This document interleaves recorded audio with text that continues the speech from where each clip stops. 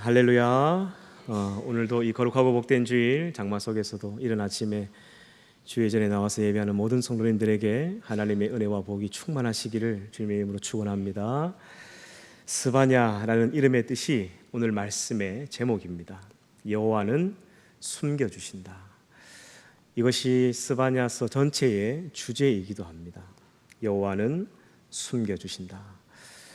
오늘도 이 스바냐서 짧은 말씀이죠. 3장밖에 되지 않는 말씀이라 이 스바냐서 전체가 무엇을 말씀하고자 하는 책인지 오늘도 책별 설교를 하려고 합니다. 7월 한 달간은 일부의 설교에 이 성경 66권에 있는 말씀 중에 아주 짧은 한 장, 두 장 되는 말씀을 통째로 설교하려고 합니다. 계속해서 오늘은 스바냐서 말씀을 살펴보도록 하겠습니다.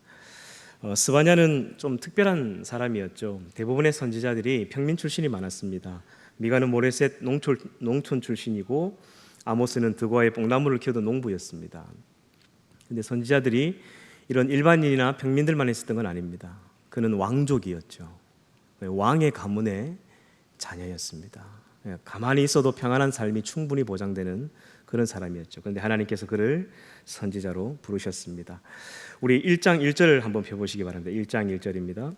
아몬의 아들 유다 왕 요시야의 시대에 스바냐에게 임한 여호와의 말씀이라. 스바냐는 히스기야의 현손이요 아마랴의 증손이요 그다랴의 손자요 구시의 아들이었더라. 여러분, 이 시기는 이 하박국과 예레미야라는 선지자가 활동했던 동시대입니다. 그 유다의 42개 성이 함락을 당하고 이제 마지막 남은 예루살렘 성 하나만 딱 남아있는 상황이었죠. 그때 이 바벨론 군대가 완전히 이렇게 에워싸버립니다. 그리고 굶겨 죽이기 작전을 들어갑니다. 1년 6개월 동안 아예 밖으로 나오지 못하도록. 그래서 이제 이 안에는 어떤 상황들이 벌어지냐면 먹을 것이 없어서 자식을 삶아 먹는 일이 벌어지죠. 가위바위보. 오늘은 네 아들, 내일은 내 딸. 자식의 고기를 삶아 먹는 참혹한 일이 벌어집니다. 살아날 수 있는 환경이 이제는 더 이상 없습니다. 그런 상황 속에서 이제 바벨론으로 포로 잡혀가기 직전에 이 스바냐를 통해서 하나님 말씀하시죠. 여러분, 우리가 기억해야 될 게 뭐냐면 이 시기가 구약 성경을 통틀어서 가장 어두운 터널을 지나가는 시기입니다. 하박국, 스바냐, 예레미야, 뒤에 에스겔까지 이 시기가 하나님의 진노와 분노가 가장 크게 달해 있었던 상황, 가장 어두웠던 칠흑 같은 시기였습니다.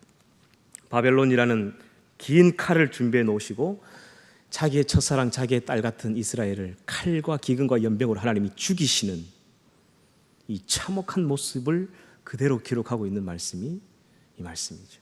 이 시기이죠. 이런 악한 시기에는 참 복음을 전해도 힘듭니다. 선지자들도 많이 힘들었을 거예요. 여러분, 시대가 악해질수록 목회자들이 목회하기가 힘들어집니다. 스위스로 선교를 가신 한 여자 선교사님이 계신데 그 스위스에서 한 2년 정도밖에 선교를 못 하시고 선교를 포기하고 우울증이 걸리셔서 돌아오셨습니다. 보니까 그곳에서 아무리 복음을 전해도 사람들이 듣지 않더랍니다. 아무리 전도를 해도 오지 않더랍니다. 그건 둘째치고 자기 가족들이라도 이제 주일날 예배를 드리면 은혜를 받아야 될 텐데 아무리 몸부림을 쳐도 하나님의 은혜가 잘 오지 않더랍니다. 이상하더래요. 마치 하나님의 은혜의 강물이 그 스위스 땅에 끊어져 버린 것처럼 한국에서는 예배하면 막 하나님 아버지 이름만 불러도 막 강물 같은 은혜가 밀려왔는데 그 스위스에서 아무리 예배를 드려도 몸부림을 쳐도 주여 삼창하고 통성기도를 해도 하나님의 은혜가 잘 오지 않더랍니다. 여러분, 이건 제 생각이지만 지금으로부터 한 20년 전만 하더라도 교회 성도들이 밀려오기 시작하고 그리고 예배 드릴 때마다 성도들이 감격해하고 찬양에 막 뜨거웠습니다. 기도원은 성도들이 넘쳐나서 기도하는 사람들이 밤을 새우며 기도하는 사람들이 넘쳐났죠. 그런데 그 하나님의 은혜의 강물이 지금은 점점 더 약해지고 있는 것 같습니다. 여러분, 우리가 에베소 교회를 기억해야 합니다. 사도 바울이 개척했고 사도 바울이 담임 목사님으로 지냈고 대사도 요한이 담임 목사님으로 지냈고 디모데가 담임 목사님으로 지냈지만 지금 그 하나님의 첫사랑을 잊어버렸던 그 은혜의 강물이 끊쳐져 버렸던 그 에베소 교회는 지금 돌짝밖에 남아있지 않습니다. 폐허입니다. 폐허. 사도 바울이 개척했는데요. 요한이 담임 목사님으로 심호했는데요. 지금은 아무것도 없습니다. 여러분, 하나님의 은혜의 강물이 언제 끊어질지 모릅니다. 지금이 은혜 받을 만할 때요, 지금이 구원의 날인 줄 믿습니다. 지금이 기도할 때요, 지금이 하나님을 찾을 때인 줄 믿습니다. 우리 2절 말씀을 보겠습니다. 2절, 여호와께서 이르시되 내가 땅 위에서 모든 것을 진멸하리라. 여러분, 그 진멸하다의 동그라미를 좀 해주시고, 제가 1장을 쭉 읽어갈 텐데 여러분 여기에 진멸하다, 멸절하다라는 단어가 나오면 체크해 보시고 몇 번이나 나오는지 한번 확인해 보십시오. 제가 12절까지 쭉 읽어가겠습니다. 내가 사람과 짐승을 진멸하고 공중의 새와 바다의 고기와 거치게 하는 것과 악인들을 아울러 진멸할 것이라. 내가 사람을 땅 위에서 멸절하리라. 나 여호와의 말이니라. 내가 유다와 예루살렘의 모든 주민들 위에 손을 펴서 남아있는 바알을 그곳에서 멸절하며 그마림이란 이름과 및 그 제사장들을 아울러 멸절하며, 그마림은 검은 옷 입은 무당이죠. 타락한 제사장, 오늘날로 말하면 타락한 목사를 말합니다. 5절입니다. 또 지붕에서 하늘의 뭇별에게 경배하는 자들과 경배하며 여호와께 맹세하면서 말감을 가리켜 맹세하는 자들과, 하나님도 섬기고 이 몰렉의 신, 암몬 족속의 신인 밀곰을 섬기는 자들을 말하죠. 6절입니다. 여호와를 배반하고 따르지 아니하는 자들과 여호와를 찾지도 아니하며 구하지도 아니하는 자들을 멸절하리라. 주 여호와 앞에서 잠잠할지어다. 이는 여호와의 날이 가까웠으므로 여호와께서 희생을 준비하고 그가 청할 자들을 구별하셨음이니라. 여호와의 희생의 날에 내가 방백들과 왕자들과 이방인의 옷을 입은 자들을 벌할 것이며, 그날의 문턱을 뛰어넘어서 포악과 거짓을 자기 주인의 집에 채운 자들을 내가 벌하리라. 나 여호와가 말하노라. 그날에는 어문에서 부르짖는 소리가, 제2구역에서는 울음소리가, 작은 산들에서는 무너지는 소리가 일어나리라. 막대스 주민들아, 너희는 슬피 울라. 가나안 백성이 다 패망하고 은을 거래하는 자들이 끊어졌습니다. 그때 내가 예루살렘에서 찌꺼기같이 가라앉아서 마음속에 스스로 이르기를, 여호와께서는 복도 내리지 아니하시며 화도 내리지 아니하시리라 하는 자를 등불로 두루 찾아 벌하리니. 여러분, 하나님께서 이렇게 진멸하고 멸절하겠다, 이런 저주를 쏟아내시는 것을 한번 읽어보신 부분이 있습니까? 성경에서. 우리 가끔씩 이렇게 얘기하는 분들이 있죠. 내가 예수를 믿어보니까 하나님은 돈도 잘 안 주시는 것 같아, 복도 잘 안 주시는 것 같고, 뭐 죄 지어도 잘 안 때리시는 것 같아, 적당하게 죄 지어도 괜찮아 라고 말하는 자들을 내가 진멸할 것이라고 말씀하시죠. 여러분, 우리가 이 말을 정말 조심해야 합니다. 하나님이 세상을 창조하실 때 말씀으로 창조하셨습니다. 그리고 그 형상을 입은 사람들이 바로 저와 여러분들이죠. 우리의 입에는 권세가 있습니다. 그래서 늘 감사하는 말을 하고 늘 기뻐하는 말을 하는 자들에게는 하나님께서 그의 평생에 감사할 일들만 넘쳐나게 하실 줄 믿습니다. 늘 기뻐할 일들만 넘쳐나게 하실 줄 믿습니다. 제가 이전 교회에 11월이 되면 항상 그 로비에다가 감사나무를 설치를 합니다. 그러면 성도들이 1년 동안 하나님께 참 감사했던 것들을 여러 가지를 적어서 이렇게 이제 나무에다가 매달아 둡니다. 읽어볼 수 있도록. 그걸 볼 때마다 참 은혜가 됐었어요. 한 번은 제 마음을 울렸던 그 감사의 글이 있습니다. 그 권사님은 제가 형편을 참 잘 알거든요. 지체장애 딸을 키우고 있고 100세가 다 돼가는 시어머니를 모시고 있어요. 형편이 좋지 않습니다. 그런데 그분이 그 감사 그 열매에다가 이렇게 적어 놓은 거예요. 하나님, 우리 가정에 부어주신 그 큰 은혜로 인하여 감사드립니다. 그 문구를 딱 보는 순간 너무너무 제 마음이 감동이 되는 거예요. 저만 감동이 됐을까요? 하나님은 훨씬 더 감동하셨을 겁니다. 어떤 형편과 처지와 상관없이 하나님, 우리 가정에 부어주신 은혜로 인하여 감사하다는 그 표현이 하나님 잊지 않으실 것 같아요. 감사하는 인생은 하나님께서 평생 감사할 일들만 있게 하실 줄 믿습니다. 우리 1장 18절을 보겠습니다. 그들의 은과 금이 여호와의 분노의 날에 능히 그들을 건지지 못할 것이며 이 온 땅이 여호와의 질투의 불에 삼켜지리니 이는 여호와가 이 땅 모든 주민을 멸절하되 놀랍게 멸절할 것임이라. 이 진멸과 멸절이라는 단어가 몇 번이나 나오는지 아시겠습니까? 네, 총 9번이 나옵니다. 이 1장 1장 사이에. 여러분, 우리는 이렇게 두렵고 떨리는 말씀이 있다는 것을 잘 읽어보지 않습니다. 읽어도 그냥 쉬 넘어가 버리죠. 오늘 잘 된다, 복 받는다라는 이야기는 벼룩박에 써가지고 집에 다 붙여놓고 요절처럼 외우고 다니지만 내가 너를 진멸할 것이다, 멸절할 것이다 라는 이런 말씀은 나오면 주여 통과 하면서 그냥 우리가 읽어보지도 않고 관심도 가지지 않습니다. 하나님 말씀을 읽을 때는 쓰거나 달거나 맵거나 짜거나 아프거나 좋거나 우리가 주의 깊게 살펴봐야 할 줄 믿습니다. 하나님께서 왜 이토록 화가 나신 것이죠? 모세가 출애굽한 이로부터 여기까지 900년의 세월이 흘러갑니다. 900년, 건 1000년의 세월, 1000년을 하루같이, 하루를 1000년같이 사랑하셨는데 하나님 가슴에 이 백성을 품어보기도 전에 다른 신을 섬기며 바람을 핀 것이죠. 여러분, 사랑을 배신하면 남이 되는 게 아니라 원수가 됩니다. 하나님의 심정이 딱 그 심정인 거예요. 900년의 세월을 하나님 참으셨습니다.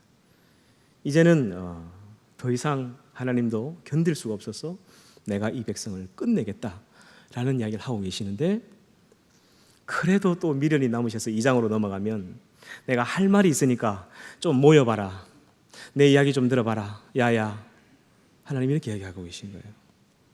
우리의 자녀들이 사춘기 때 말을 안 듣고 집을 가출해버리고 아무리 다독여도 집에 가다 놔도 막 어디로 가버리고 하다 안 되면 어떡합니까? 그래, 네 마음대로 살 때 나하고 이야기 좀 하자.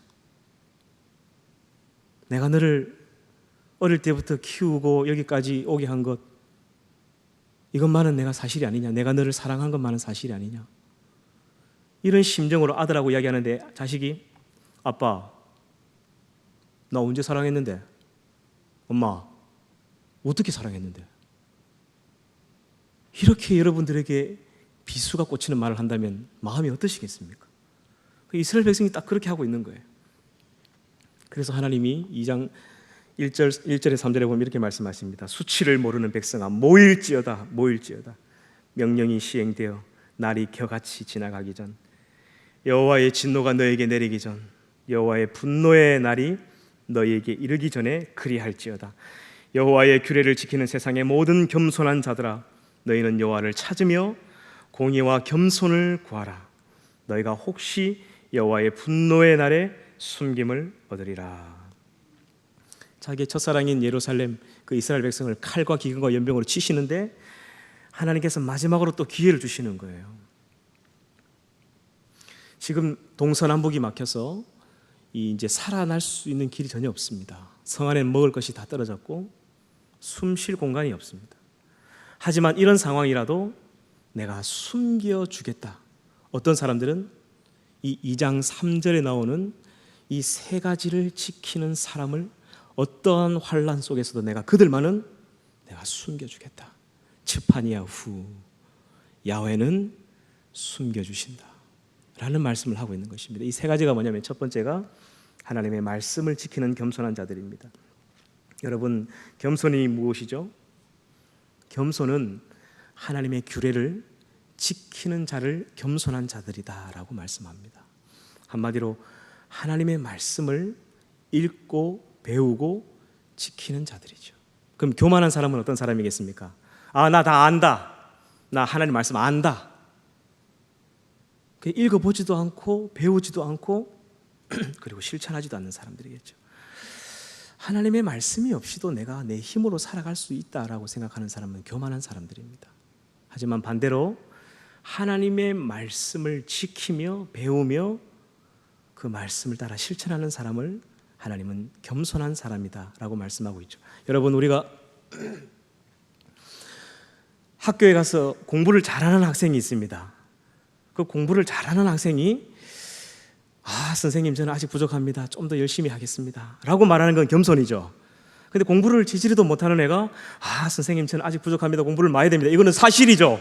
이거는 겸손이 아닙니다. 사실입니다. 이거는 하나님의 말씀을 부지런히 배우고 말씀을 실천하는 자들이 하나님은 겸손한 자들이다라고 말씀합니다. 그리고 이런 자들을 하나님은 환난 날에 숨겨주신다라고 말씀하시죠. 3장 7절을 보겠습니다. 3장 7절, 내가 이르기를 너는 오직 나를 경외하고 교훈을 받으라.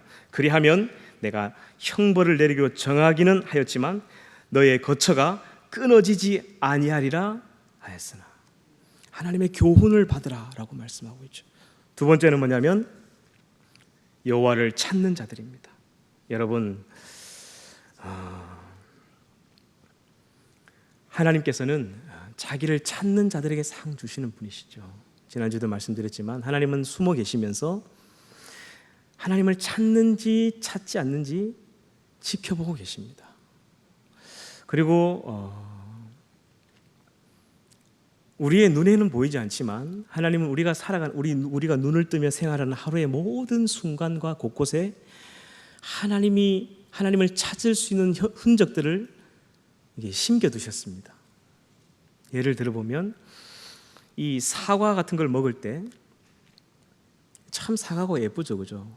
이렇게 예쁜 사과를 도대체 이게 어떻게 생겨났을까? 그리고 그 사과를 탁 먹어보면 그 과즙이 탁 입안으로 들어갈 때 달콤함을 느낄 때, 야, 도대체 이렇게 맛있는 것을 어떻게 이게 생겨났고 누가 만들었을까를 생각하라는 것이죠.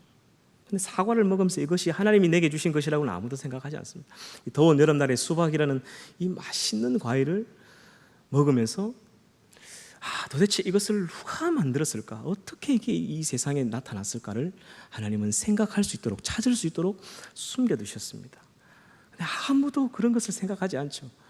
봄과 가을에 진달래와 개나리와 벚꽃으로, 코스모스로 수천억만 송이 꽃을 하나님이 우리에게 매년마다 선물로 보내면서 내가 너를 사랑한다, 사랑한다 고백하지만 아무도 그 꽃들이, 이 아름다운 꽃을 도대체 누가 만들었을까 아무도 생각하지 않습니다. 하늘의 별을 반짝반짝 만드셔서 여기 좀 봐라 하는데 아무도 쳐다보지 않습니다. 별 볼 일 없습니다 하면서 맨날 땅만 쳐다보고 모든 관심이 이 땅에 매여 있습니다. 집 사고 땅 사고, 집 사고 땅 사고, 집 사고 땅 사고.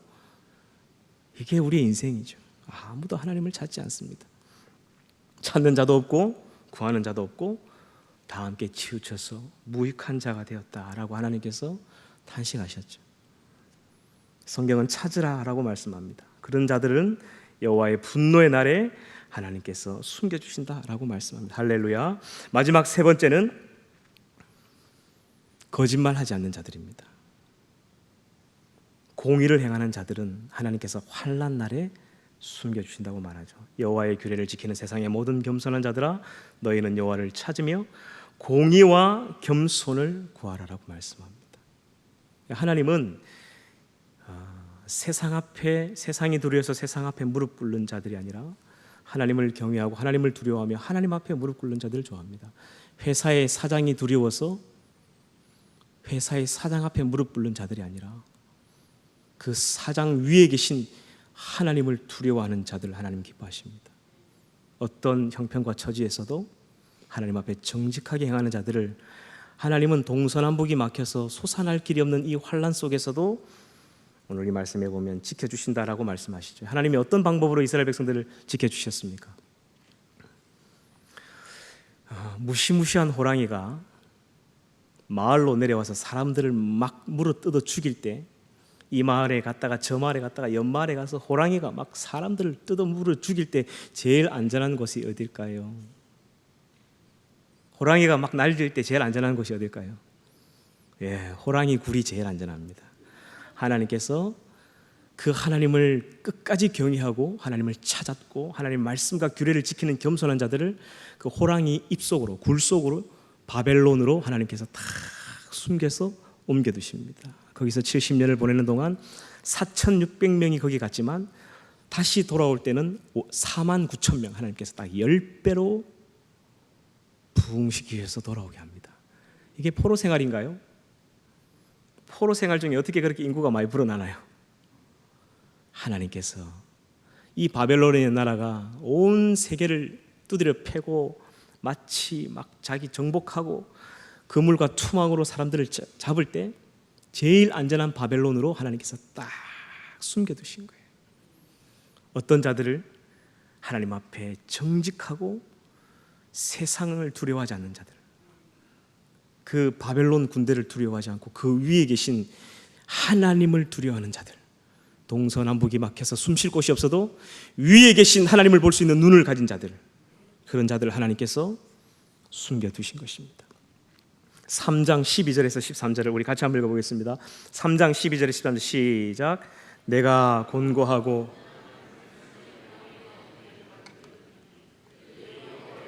의탁하여 보호를 받을지라. 이스라엘의 남은 자는 악을 행하지 아니하며 거짓을 말하지 아니하며 입에 거짓된 혀가 없으며 먹고 누울지라도 그들을 두렵게 할 자가 없으리라. 아멘.